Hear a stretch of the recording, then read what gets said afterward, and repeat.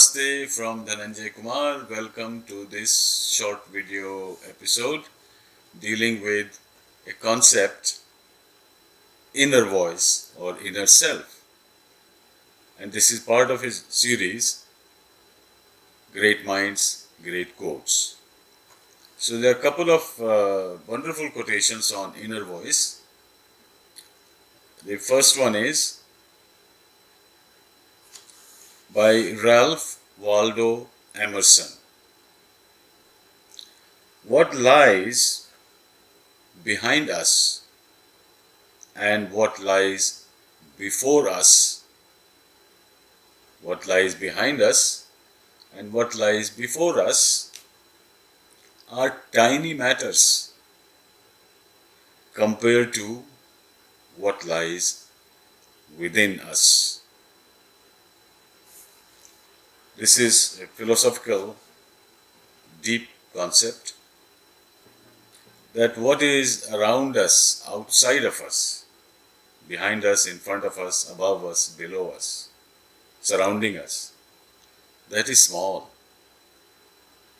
compared to what lies within us.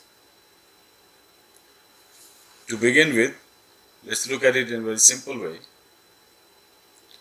that what lies around us in our surrounding is our perception, sensory perception, what we see, what we hear, what we touch, what we smell, all those things, what shapes our view, our perception of the world around us.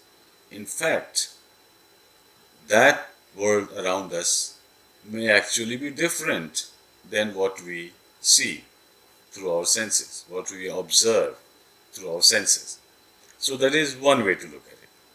That world around us is actually limited by our sensory perception. Therefore, that makes it a small world. Because most of the physical world even, which is beyond our sensory perception, is limited to how far we can see, how much we can experience, how far we can travel. All these are severe limitations. But what lies within us? Simple example, our imagination. Our imagination is much bigger than the world we perceive. That's simple. But even more than that, our imagination, our inner voice, which includes ideas like not only thought, but wisdom, understanding, our intention, our desires, all these are much bigger. And of course, our inner vision is much bigger than what lies outside. Because first of all, we can imagine and perceive what lies outside, even if it is not true. We have a perception.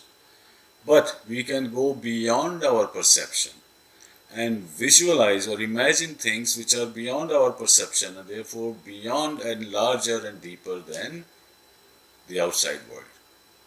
So that's a very succinct way to say something big in very few words, that what lies behind us and what lies before us are tiny matters compared to what lies within us.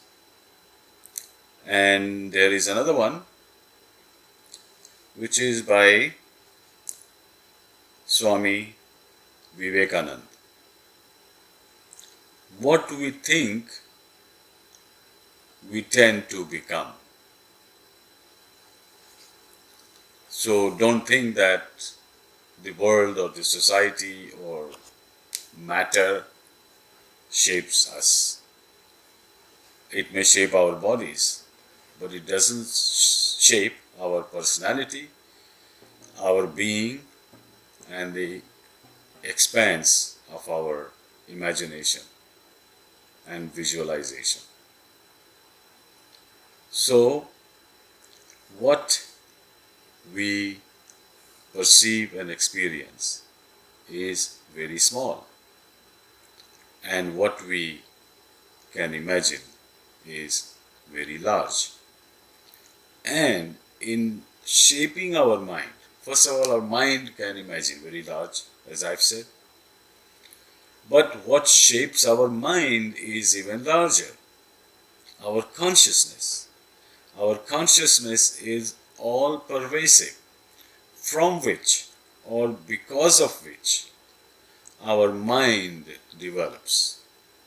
If we are closer connected with or live in a world of consciousness, then our mind is also huge, large, and it can accommodate many more worlds, many more imaginations and ideas. So, how our mind behaves, how it is shaped, plays a large role not only in defining our experiences and perceptions, but in defining our individuality, our self, and our understanding of ourself, and how we are connected with our inner self, or better yet, how we are or how we become our inner self as one. Thank you for listening, and we'll come back soon.